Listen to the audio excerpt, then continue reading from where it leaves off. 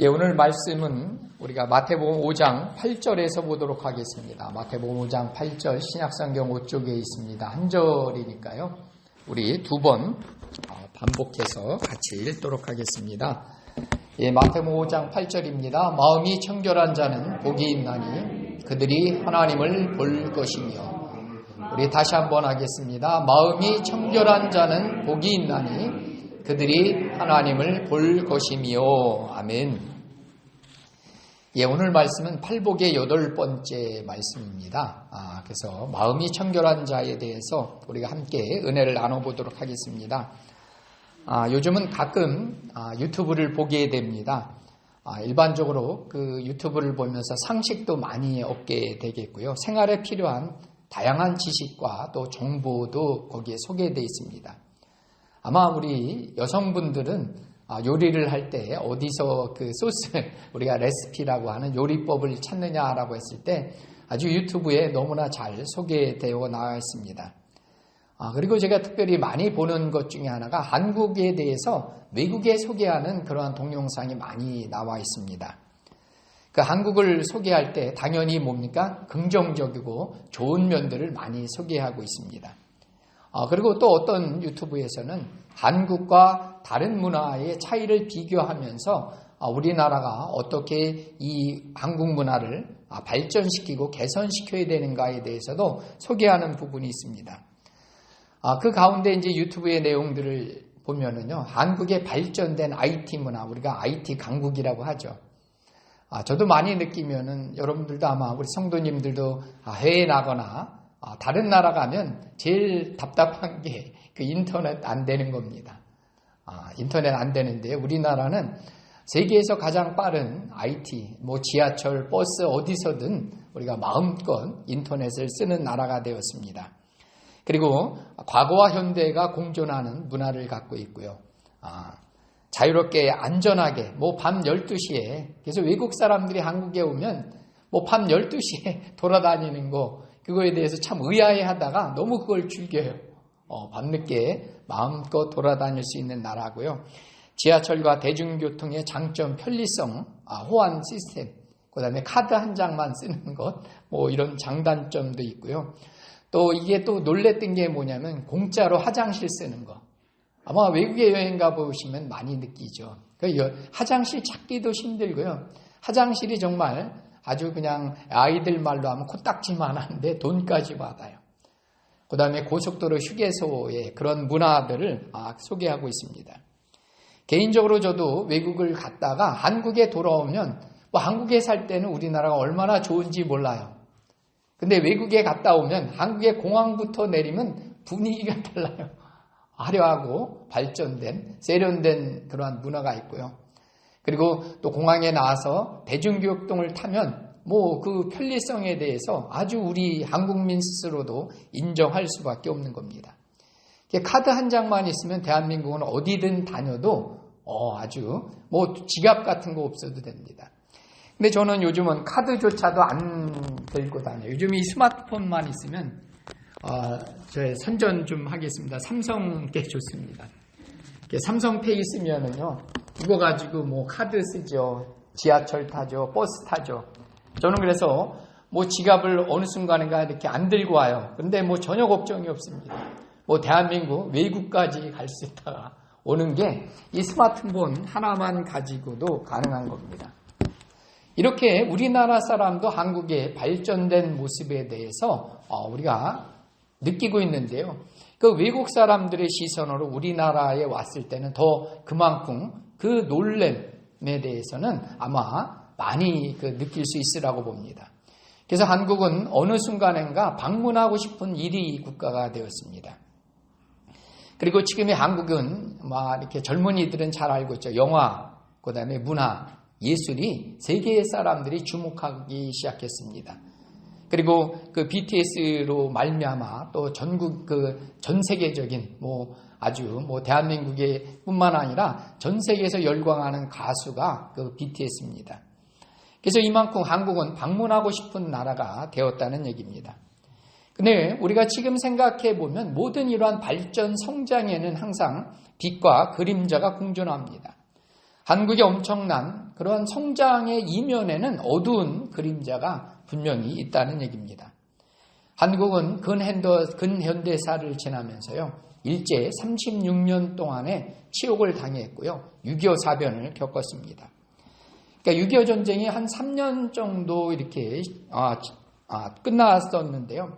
이 전쟁이 끝난 다음에 우리나라는 아주 초태화됐습니다. 그 민간인 사망자가 76만 명이 죽었고요.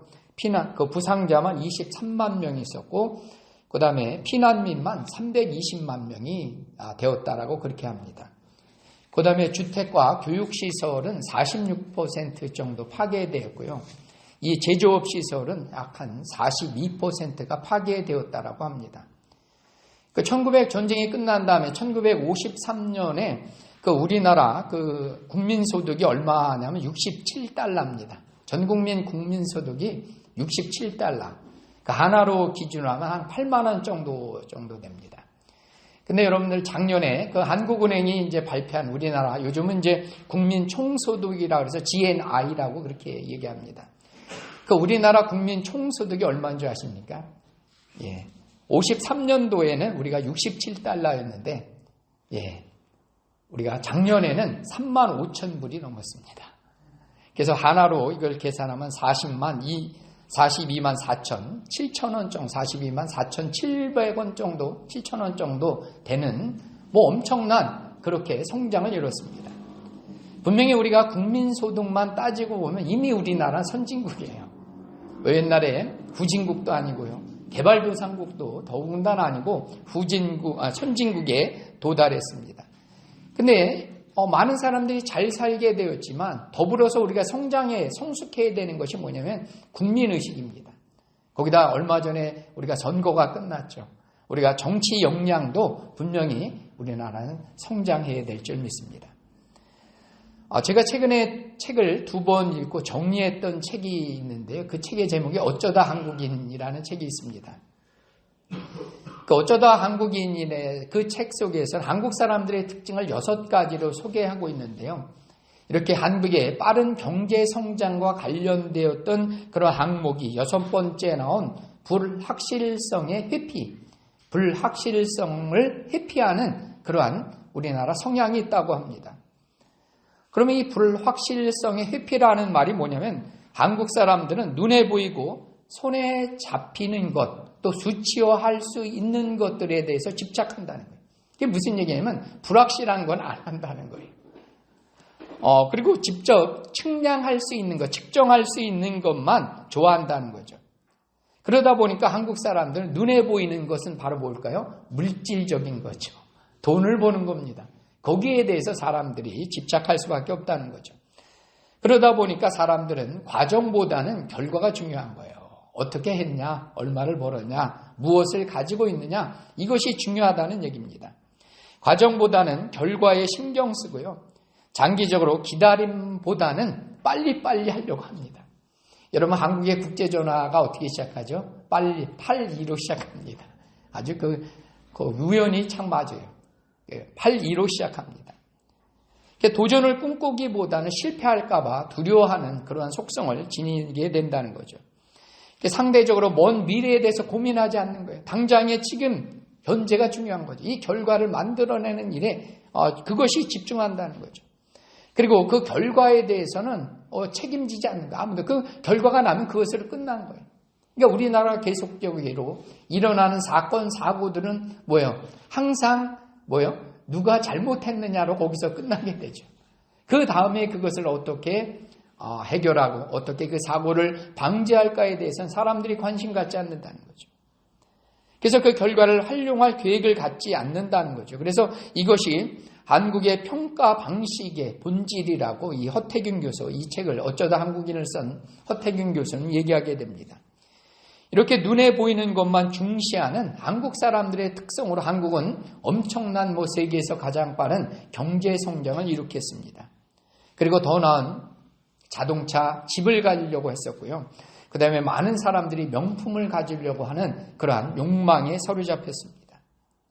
근데 항상 우리가 기억해야 되는 것은 가장 빠른 것이 좋은 것은 아니다는 거죠. 그 다음에 새로운 것이 혁신적인 것은 더욱 아닙니다. 그 아이들이 우리는 빨리 어른이 되고 싶죠. 근데 아이들이 키만 큰다고 해서 어른이 되는 건 아니에요.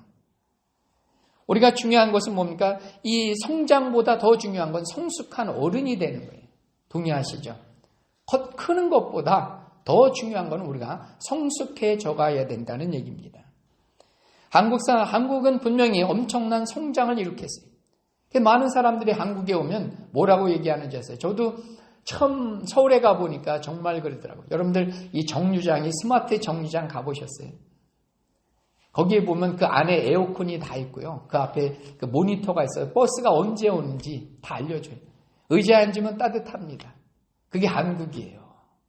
그러니까 외국 사람들이 한국에 오면 미래 도시에 왔다고 그렇게 얘기합니다. 근데 분명하게 이러한 성장을 분명히 이루게 했습니다. 그러나 우리가 찾아야 될 것은 뭡니까? 이제는 성장보다는 성숙이라는 개념이 있어야 되고요. 그 다음에 좀 더 우리는 여유로움이 있어야 된다는 거죠. 그래서 오래도록 가치 있는 것, 한국적인 것을 개발해 나가야 돼요. 여러분 유럽에 가보면 아시지만요. 그 유럽은요. 오래된 것을 보존합니다. 허물지 않아요. 근데 우리나라는 전부 다 뭐예요? 전주 한옥마을 가을 같아도 가게밖에 안 남아있어요. 한옥집은 별로 없어요. 전부 다 우리는 뭐예요? 새 것을 좋아합니다. 새로운 것, 세련된 것, 그죠? 큰 것, 이거 좋아해요. 근데 외국은 여러분들 계속 보존하는 거예요. 오래될수록 가치 있는 거예요.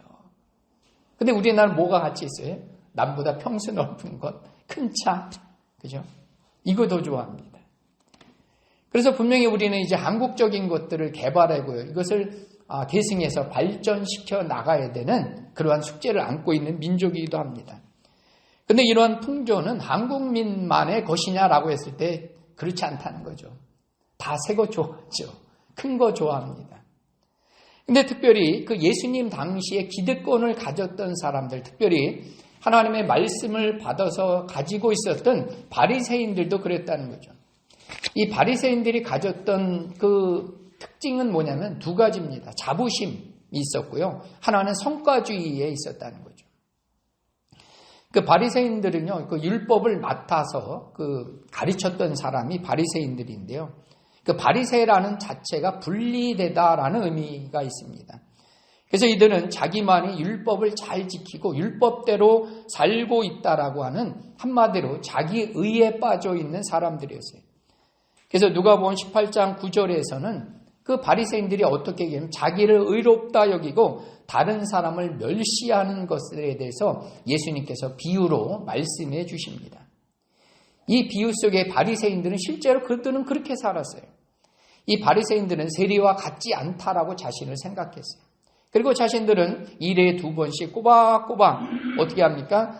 금식하고 11조도 그 내고 있다는 거죠. 그러면서 그 세리들과 구별된 자신들의 모습을 부각시킵니다.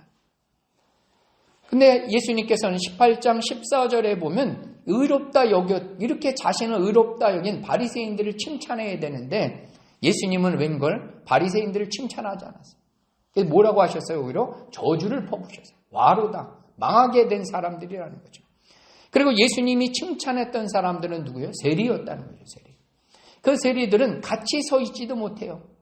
그래서 따로 서서 자신의 가슴을 치면서 자신은 죄인이다라고 여기면서 하나님께 자신의 죄를 용서해 달라고 기도했던 사람들을 예수님은 오히려 의롭다라고 말씀해 주셨다는 거죠.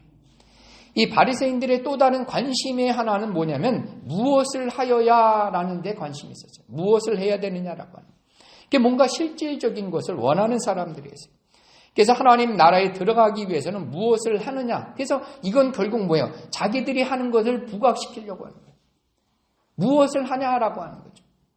그래서 그 율법을 지킴으로 하나님 나라에 들어간다라고 믿고 있었던 사람들입니다. 누가복음 10장 25절 말씀을 함께 보는데요. 같이 한번 읽어보겠습니다. 어떤 율법 교사가 일어나 예수를 시험하여 이르되 선생님 내가 무엇을 하여야 영생을 얻으리까? 이 율법 교사 무엇을 해야 되느냐라는 데 관심이 있다는 거죠. 이것은 뭐라 그랬어요? 자기가 율법을 잘 지킨다는 것을 드러내고 싶은 그러한 마음에서 질문을 던지는 거예요. 그럴 때 예수님께서는 뭐라고 얘기하시냐면 하나님과 이웃을 사랑하라라고 얘기하십니다. 그러니까 이어서 이들은 자기가 율법을 잘 지키는 것을 다시 한번 부각시키려고 그러면 누가 내 이웃인가라고 하는 것을 예수님께 질문합니다. 그래서 누가 이웃인가에 대해서 예수님은 이 누가복음 10장에서 선한 사마리아인 아시죠? 그래서 제사장도 지나가고 율법 교사도 지나갔는데 유대인들이 멸시하던 오히려 사마리아 사람이 이 강도 만난 사람을 치유했던 얘기를 해주세요. 그러면서 예수님께서 그 말씀의 결론이 뭐예요? 너도 이와 같이 하라는 거예요. 그러니까 실제적으로 이들은 율법을 지킨다고 하면서도 실질적으로 뭡니까? 이웃에 대한 사랑을 행하지 않았던 사람이라는 얘기입니다. 그래서 바리새인들은 분명히 관심은 뭐예요? 자신들이 맡았던 율법을, 이 맡았던 것에 대해서 관심이 있어요. 그 다음에 자신들은 율법대로 행하고 있다는 것들에 대해서 자랑합니다.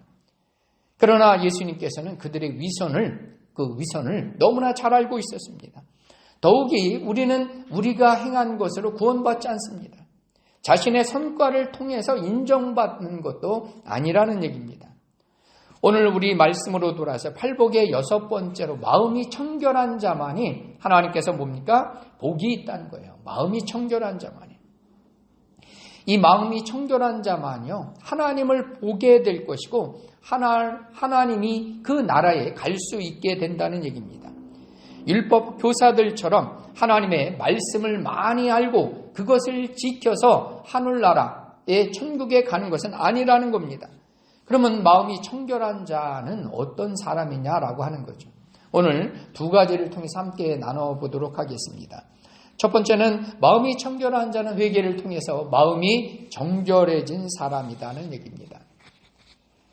우리가 이 청결한이라는 헬라어와 이 카타로이라는 단어를 씁니다. 이 카타로이는 헬라어 이 카타로스에서 나온 거고요. 이 카타로스라고 하는 것은 유대인들의 정결 의식을 할 때 쓰는 그러한 단어이기도 합니다. 그래서 이 정결함이라는 단어의 뜻은 말 그대로 더러움과 죄악을 씻는다라고 하는 의미가 있습니다.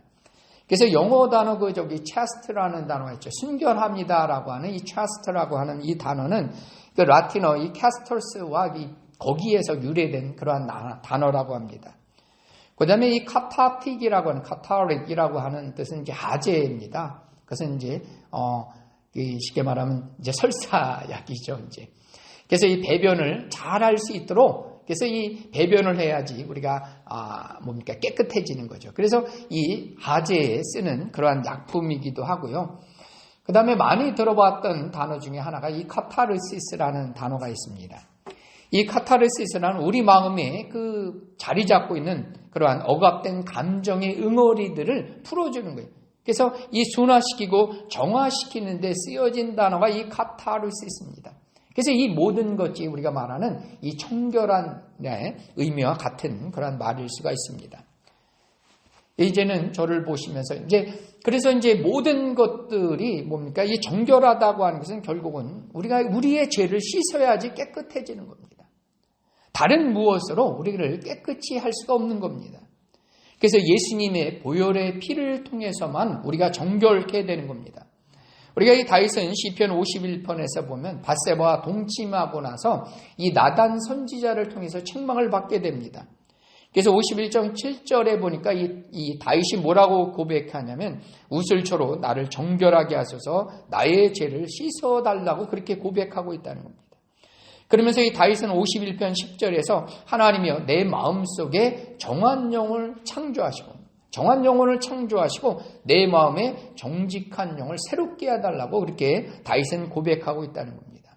근데 이 정한 영을 창조하시고 깨끗해 하는 것은 어떤 외부로부터 오는 게 아니라는 겁니다. 하나님만이 할 수 있는 그러한 행위라는 거예요. 능력이라는 겁니다. 우리는 이 바리새인들과 율법 교사들처럼 무엇을 하는 것으로 구원받는 게 아닙니다. 또 그것을 자랑해서도 안 된다는 겁니다. 근데 여전히 많은 사람들은 무엇을 하고 한국 사람처럼 얼마나 많이 남겼는가에 관심이 있어요. 그래서 많은 사람들이 관심 있는 건 뭐예요? doing입니다. doing, 하는 것이 무엇을 하느냐. 직업이 뭐냐, 얼마를 벌고 있느냐, 어떤 집에 살고 있냐, 얼마나 큰 차를 타고 있는가에 대해서 많은 사람들은 관심이 있다는 거예요. 근데 하나님의 관심은 어디에 있어요? being에 있다는 거예요. B-E-I-N, being에 있다는 거예요. 존재에 있다는 겁니다. 그래서 이 하나님과의 관계가 어떤 사람이냐라는 거에 대해서 하나님은 더 많은 관심이 있는 거예요. 그 사람이 어떤 집에 살고 무슨 일을 하고 얼마나 많은 돈을 벌었는가에 대한 관심보다도 하나님과의 관계가 중요한 겁니다. 하나님의 자녀되고요. 그래서 하나님의 자녀되는 것은 예수님을 믿고 보혈의 피로 깨끗함을 받은 사람만이 하나님의 자녀되어서 하나님이 주신 기업을 받게 되는 겁니다. 거기에 하나님은 관심이 있는 거예요. 그래서 그 사람들을, 그 하나님의 자녀를 그래서 사랑하는 거예요. 저와 여러분들을 하나님의 자녀된 우리 모두를 하나님은 여전히 사랑하시고 지키시는 은혜는 우리가 그분의 관계가 나의 아버지, 나의 하나님이 되시기 때문에 그렇습니다. 우리는 계시록 7장 14절 말씀을 함께 읽어보겠습니다. 내가 말하기를 내 주여 당신이 하시나이다 하니 그가 나에게 이르되 이는 큰 환난에서 나오는 자들인데 어린 양의 피에 그 옷을 씻어 깨끗하게 하였느니라. 씻어 회개하였느니라. 그래서 이 환난에서 다닐 수 있어요. 우리가 어려움이 있을 수 있어요. 그러나 우리가 구원받는 사람은 어린 양의 피에 씻어서 깨끗한 자만이 오직 하나님의 자녀가 될 수 있다는 겁니다. 그래서 우리는 오늘서부터 우리는 무엇을, 물론 교회 와서 여러분들이, 우리 성도들이 무엇을 할까 고민하시고 기도하시는 건 너무 더 좋은 일이에요. 그러나 우리가 더 중요한 건 뭡니까? 무엇을 하려고 애쓰기보다는 하나님과 관계 안에 있는 거예요. 그 하나님을 잠잠히 바라보시고 그 하나님께 감사하고 그 하나님을 찬양하시고 또 하나님 더 가까이 나가려 하는 것, 그것을 하나님은 더 기뻐하시는 것을 믿으시는 저와 여러분들 되시기를 축복합니다. 그 두 번째는 혼합되지 않는 두 마음을 품지 않는 겁니다. 혼합되지 않는 그 두 마음을 품지 않는 게 정결한다라는 거죠. 이 구약 성경 속에서 이 정결한 것이 무엇인지를 얘기해 주는데요. 이 정결한 것은요, 혼합된 것은 무조건 부정한 것, 혼합된 것, 그러니까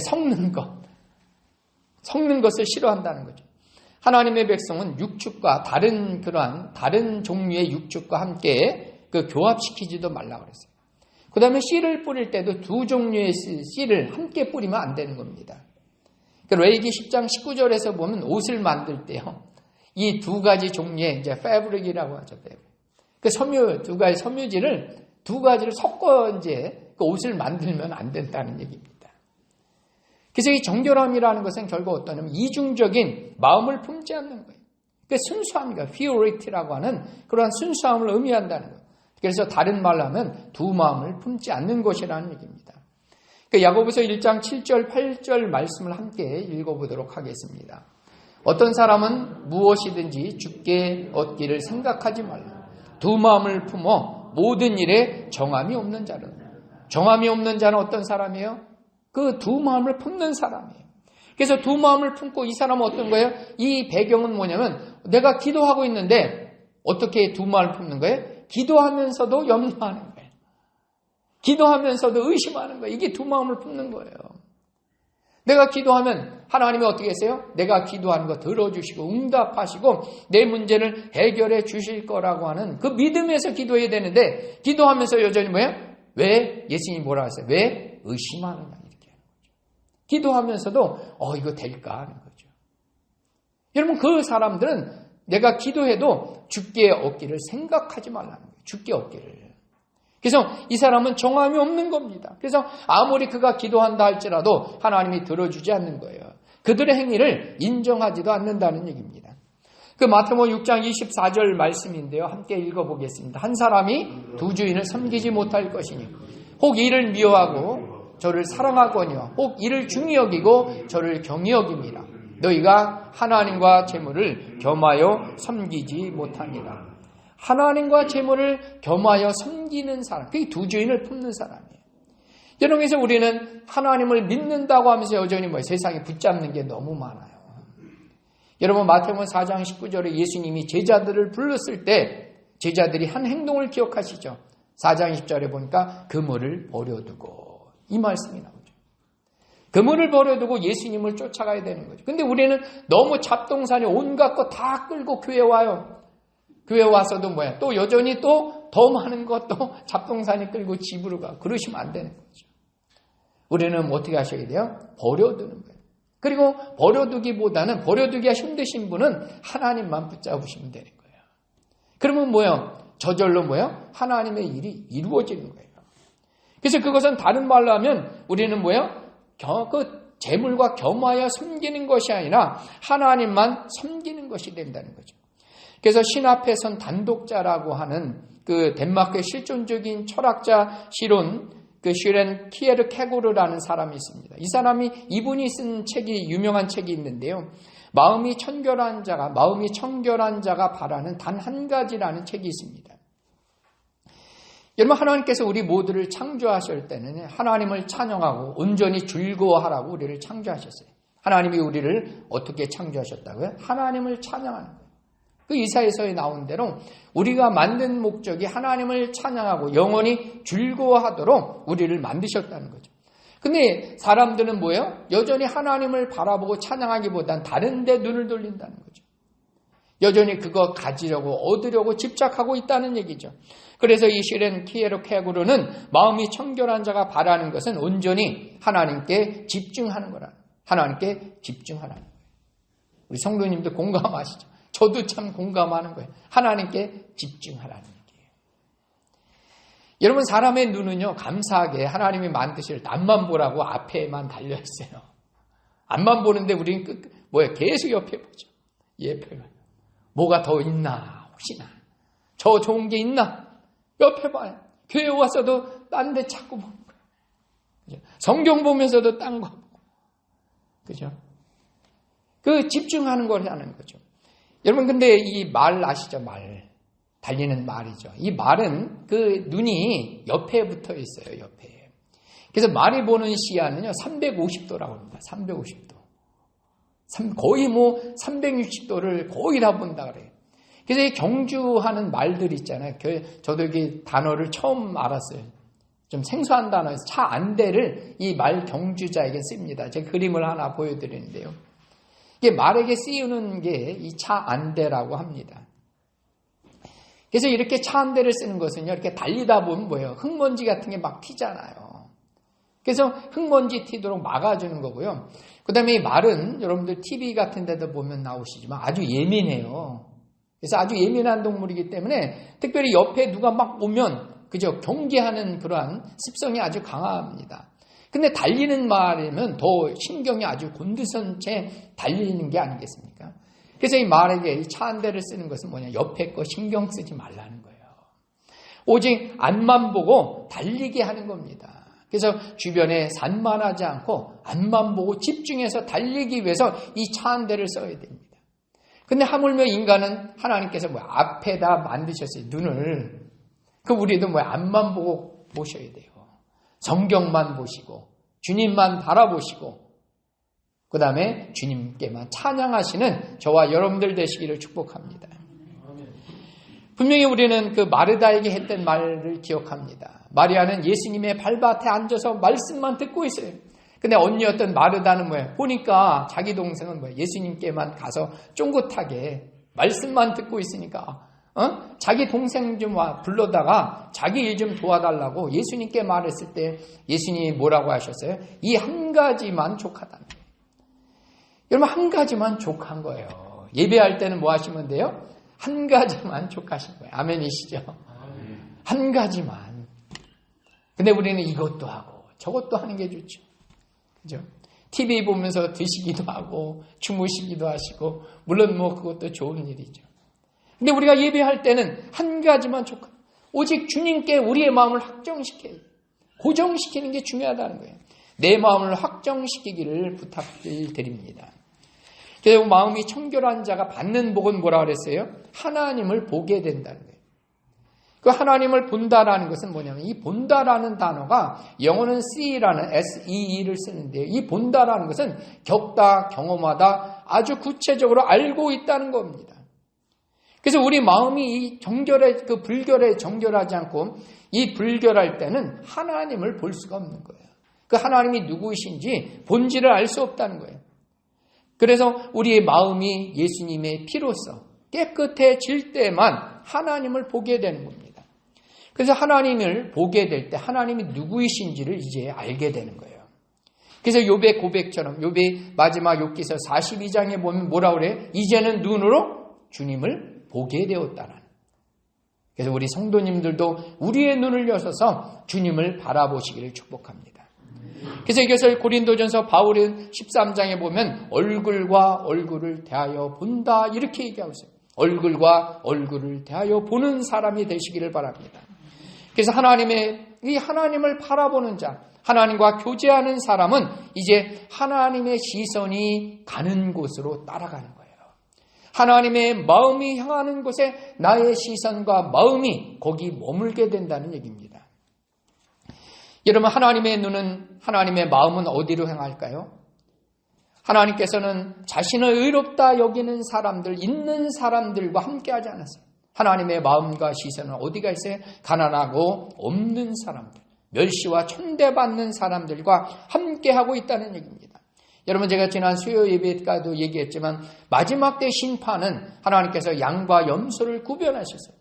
여러분, 양과 염소를 구별하는 기준은 뭐였어요? 그것은 그 어린 양, 그 소자에게, 어린아이 하나에게 한 것이 내게 대하여 한 것이라는 거예요. 그들이 뭡니까? 배고플 때, 연약한 자들이 배고플 때 어떻게 해야 돼요? 먹을 것을 주어야 되고요. 목마를 때 마시게 하는 겁니다. 이것이 예수님께 한 것이라는 거예요. 이것이 예수님께. 그래서 지극히 작은 자 하나를 대접하는 거에 따라서 그것이 심판의 기준이 된다는 거예요. 내가 말씀을 얼마나 많이 읽었고, 그죠?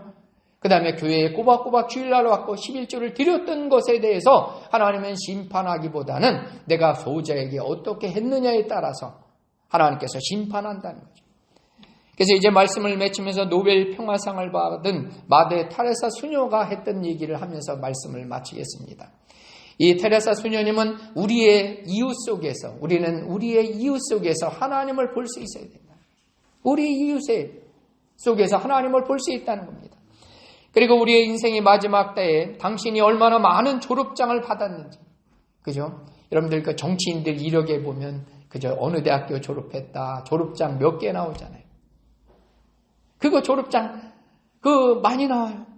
그 다음에 얼마나 많은 돈을 벌었는지, 얼마나 많은 위대한 일을 했는지 판단을 받지 않을 것입니다. 당신은 예수님이 하신 이 말씀에 의해 심판을 받을 것입니다. 내가 배고플 때 너는 먹을 것을 주렸고, 내가 헐벗을 때 너는 옷을 입혀 주었으며, 내가 집이 없었을 때 너는 나를 데리고 갔다. 여러분, 이 말에 따라서 우리는 심판이 있다는 얘기입니다. 우리는 우리의 눈을 밝혀서 주님이 바라보시는 곳을 우리가 볼 수 있기를 축복합니다. 주님의 마음이 있는 곳에 우리의 마음이 그곳과 함께 해야 된다는 거죠. 그리고 그들과 함께함을 통해서 우리가 지난주에도 긍휼히 여기는 자는 뭐라 그랬어요? 그들을 불쌍히 여길 뿐만 아니라 그들의 필요를 채워주는 거예요. 그러려면 우리의 눈이 떨어서 그들을 볼 수 있어야 된다.